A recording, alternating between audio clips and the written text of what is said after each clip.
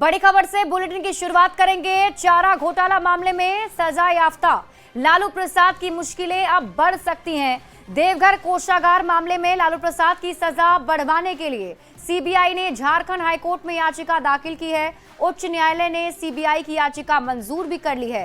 क्या है ये पूरा मामला, आप इस रिपोर्ट के जरिए समझिए।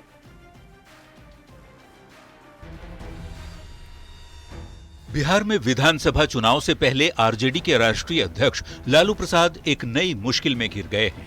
चर्चित चारा घोटाला मामले में झारखंड हाईकोर्ट ने सीबीआई की याचिका मंजूर कर ली है, जिसमें सजायाफ्ता लालू प्रसाद की सजा बढ़ाने की मांग की गई है। अदालत ने सीबीआई के आवेदन को सुनवाई के लिए स्वीकार कर लिया है। वो सीबीआई के द्वारा एक क्रिमिनल अपील दायर किया गया था, जिसमें कि उनको जो सजा मिली थी उसको बढ़ाने के लिए, तो उस अपील को जो है माननीय न्यायालय ने एडमिट किया है। बहुचर्चित चारा घोटाला मामले में देवघर कोषागार से अवैध निकासी को लेकर सजा बढ़ाने की मांग सीबीआई ने की है। लालू प्रसाद और इस घोटाले में शामिल दूसरे लोगों को निचली अदालत ने इन लोगों को 3.5 साल की सजा सुनाई थी।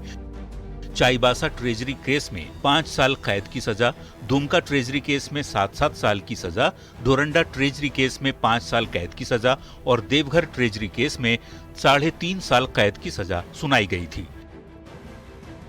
इसी देवघर ट्रेजरी केस में सजा बढ़ाने के लिए अप्रैल महीने में सीबीआई ने झारखंड हाईकोर्ट में याचिका दाखिल की थी। अब लालू प्रसाद की अपील के साथ ही उच्च न्यायालय में इसकी भी सुनवाई होगी। आज जो लालू प्रसाद एवं अन्य आरोपी जिन पर 3.5 साल की सजा थी, उनके अपील के साथ इस अपील की भी सुनवाई होगी। अगर सजा बरकरार रहेगा तो उस समय के कंडीशन के अनुसार कोर्ट अपना जो भी निर्णय ले। ये वही चारा घोटाले का मामला है जिसके सामने आने के बाद देश भर में हड़कंप मच गया था। 80-90 के दशक में पशुपालन विभाग से फर्जी निकासी हुई थी। विभिन्न कोषागारों से करीब 900 करोड़ रुपए की अवैध निकासी की गई थी। आरोप है कि तय बजट से अधिक राशि खर्च की जा रही थी। साल 1985 में बिहार के तत्कालीन महालेखाकार की आपत्ति के बाद ये मामला उजागर हुआ। देखना होगा अब इस मामले में लालू को राहत मिलती है या कोर्ट से एक और झटका। रांची संवाददाता संजय सिन्हा के साथ ब्यूरो रिपोर्ट, न्यूज़ 18। कल रांची में केंद्रीय गृह मंत्री अमित शाह की अध्यक्षता में पूर्वी क्षेत्रीय परिषद की बैठक होगी और इस बैठक से झारखंड को काफी उम्मीद भी है। झारखंड केंद्र सरकार से बकाये की मांग कर रहा है, जबकि बीजेपी इस मांग पर ही सवाल उठा रही है।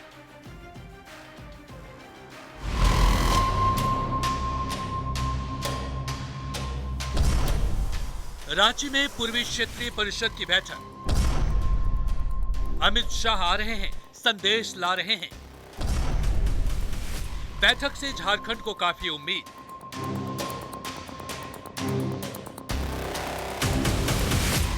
पूर्वी क्षेत्रीय परिषद की बैठक के लिए रांची तैयार है।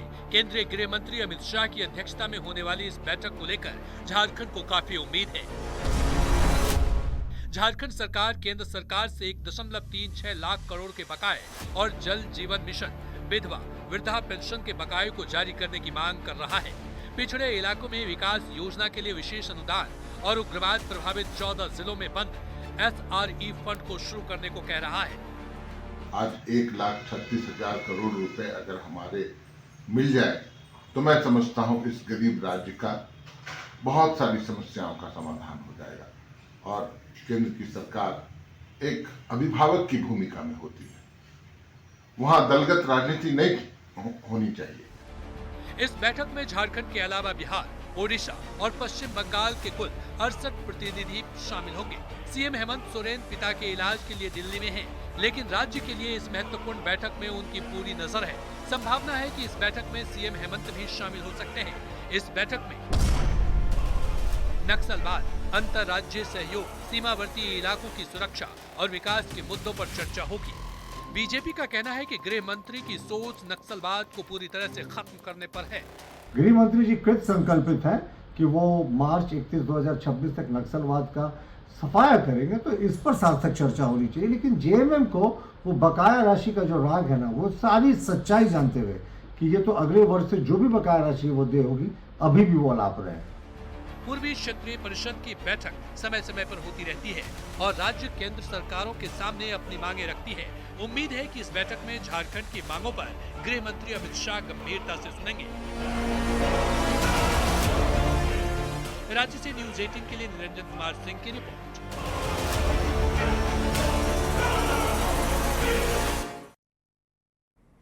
पूर्वी क्षेत्रीय परिषद की बैठक में शामिल होने बिहार के उप मुख्यमंत्री सम्राट चौधरी और बिहार सरकार के मंत्री विजय चौधरी रांची पहुंचे हैं। उप मुख्यमंत्री सम्राट चौधरी ने कहा कि गृह मंत्री की अध्यक्षता में होने वाली बैठक में बिहार के हित में मांग की जाएगी। उन्होंने बिहार और झारखंड के अलग होने के बाद के विवाद को खत्म करने की उम्मीद भी जताई है।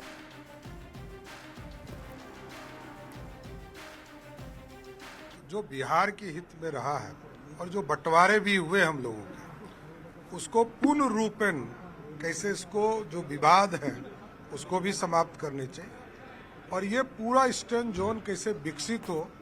आपस में कई ऐसे रिवर हैं जिसके पानी का बंटवारा हम लोगों के बीच में है, उसकी भी चर्चा होगी।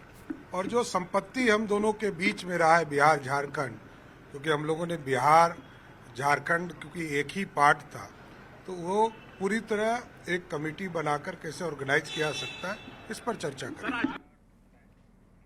पूर्वी क्षेत्रीय परिषद की बैठक कल होगी। मीटिंग में बिहार, बंगाल, उड़ीसा और झारखंड के प्रतिनिधि शामिल होने वाले हैं। इस पर कांग्रेस नेता राजेश ठाकुर ने निशाना साधा है।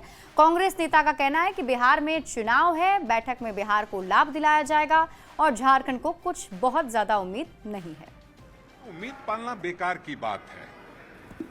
भारत सरकार जो है फेडरल स्ट्रक्चर को खत्म कर रही है और आप देखिएगा ये सिर्फ यहाँ क्या क्या होगा और क्या क्या फैसले सामने आएंगे, वो सिर्फ और सिर्फ बिहार को केंद्र बिंदु में रख करके किया जाएगा। पहले भी झूठ बोलते थे, अब फिर से एक बार झूठ बोलेंगे। उनसे बहुत उम्मीद करनी नहीं चाहिए। आप तो चूंकि व्यवस्था तो यही है, नहीं बैठक है, सभी नहीं ठीक है, उसमें हम लोग कोऑपरेट कर रहे हैं। हमारे मंत्री मुख्यमंत्री बैठ करके उनको बताएंगे कि हमें क्या चाहिए। जमशेदपुर और सरायकेला में लगातार जारी मूसलाधार बारिश लोगों की परेशानी बढ़ा रही है। निचले इलाके जलमग्न हैं, घरों में पानी घुस चुका है और लोग जल कैदी बनने को मजबूर हैं। जनप्रतिनिधि और प्रशासन से लगाई जा रही गुहार अनसुनी है और अब इंतजार है ऊपर वाले की मेहरबानी का। पूरी खबर जानिए इस रिपोर्ट में।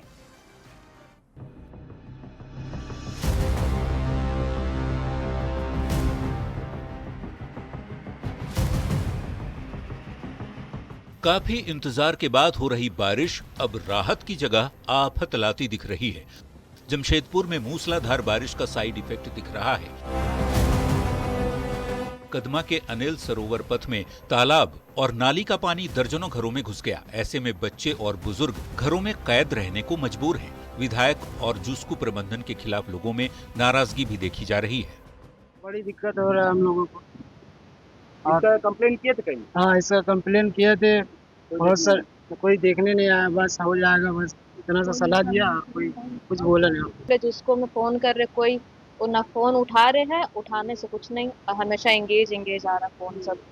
और ये पानी भी कम होने का नाम है। अभी पूरा कंटिन्यू बारिश है इस ईयर, पूरा घर का पूरा सामान बर्बाद, पूरा पानी। जमशेदपुर के साथ ही सरायकेला का भी हाल बेहाल है। स्वर्ण रेखा और खरकई नदी उफान पर है। ऐसे में कपाली नगर परिषद क्षेत्र टापू में तब्दील हो चुका है। सबसे ज्यादा प्रभावित है रहमत नगर का इलाका। जहां तक नजर जाए केवल पानी ही पानी नजर आ रहा है। मौत को दावत देकर लोग बच्चों को स्कूल ले जाते दिख रहे हैं। आरोप है कि न तो प्रशासन और न ही जनप्रतिनिधि उनकी समस्या सुनने को तैयार है। का इतना असर बढ़ गया है कि यहाँ से निकलने का आवाजाही का रास्ता ही बंद हो चुका है। सुबह से हम लोग यहाँ सब फंसे हुए घर पे, कोई यहाँ पर कुछ नहीं आता। प्रशासन और हर तरह से हम लोग मदद मांग चुके हैं, गुहार लगा चुके हैं, बड़े से बड़े अधिकारी को फ़ोन कर चुके हैं, लेकिन अभी तक कोई हम लोग मदद के लिए पहुँचा नहीं है सर। सरायकेला को जमशेदपुर से जोड़ने वाले कपाली के जबर पुल की हालत तो और भी खराब है। नदी में उफान से पुल के ऊपर पानी बह रहा है। लोगों के आने जाने में बेहद परेशानी हो रही है। पुल पर पानी के तेज बहाव के बीच लोग जान जोखिम में डालकर आने जाने को मजबूर हैं। भीषण गर्मी से परेशान लोग बारिश की गुहार लगा रहे थे, लेकिन जब बारिश हुई तो इतनी कि उसे संभालना मुश्किल दिख रहा है। अब उम्मीद है बारिश थमने की, ताकि जल कैदी बने लोगों की परेशानी कम हो सके। न्यूज 18 के लिए सरायकेला और जमशेदपुर से आशीष तिवारी की रिपोर्ट। और इस बीच आपको जमशेदपुर से बड़ी खबर बताते हैं। भारी बारिश से कोल्हान बेहाल नजर आ रहा है। चांडिल डैम का 10 फाटक खोल दिया गया है। बारिश की वजह से ये सभी फाटक खोले गए हैं। जानकारी के मुताबिक उफान पर शहर की दोनों नदियां हैं, जिस वजह से खतरा और भी ज्यादा बढ़ गया है। निचले इलाकों में पानी घुस चुका है। नदी किनारे इलाकों में बाढ़ का खतरा मंडरा रहा है। ये तस्वीरें आपके टीवी स्क्रीन पर आपको दिखा रहे हैं। देखिए, डैम के 10 फाटक खोल दिए गए हैं।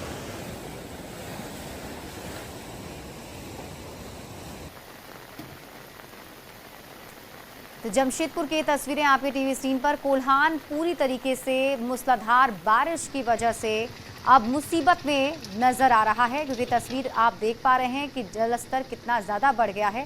डैम के 10 फाटक खोले गए हैं। चांडिल डैम के 10 फाटक खोल दिए जाने की वजह से शहर की दोनों नदियां अब उफान पर पहुंच चुकी हैं और जो निचला इलाका है वहां पानी भी घुस चुका है। लोगों से सावधानी बरतने की अपील भी की जा रही है, क्योंकि निचले इलाके में रहने वाले लोगों के सामने अब बाढ़ का खतरा मंडराने वाला है। तो लगातार हो रही बारिश, आफत की बारिश अब बनती चली जा रही है और खासतौर पर कोल्हान के जो एरिया हैं वहां पर जलस्तर काफी ज्यादा बढ़ गया है। चांडिल डैम जब से मानसून आया है और पानी जिस तरह के बारिश हो रही, पहले से ही वहाँ पर पानी का लेवल देखते हुए गेट खोला गया है।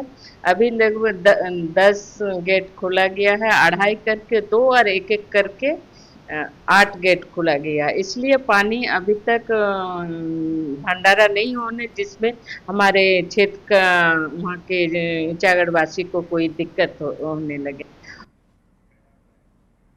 चाईबासा से आपको बड़ी खबर बताते हैं, जहां सारंडा में घायल हाथी का इलाज शुरू कर दिया गया है। ओडिशा झारखंड के डॉक्टर की टीम उसके इलाज में जुट गई है। कटहल के साथ ही खाने की दवा दी गई है। जख्मी पैर का कल बेहोश करके इलाज होगा। हाथी पर लगातार वन विभाग की नजर बनी हुई है।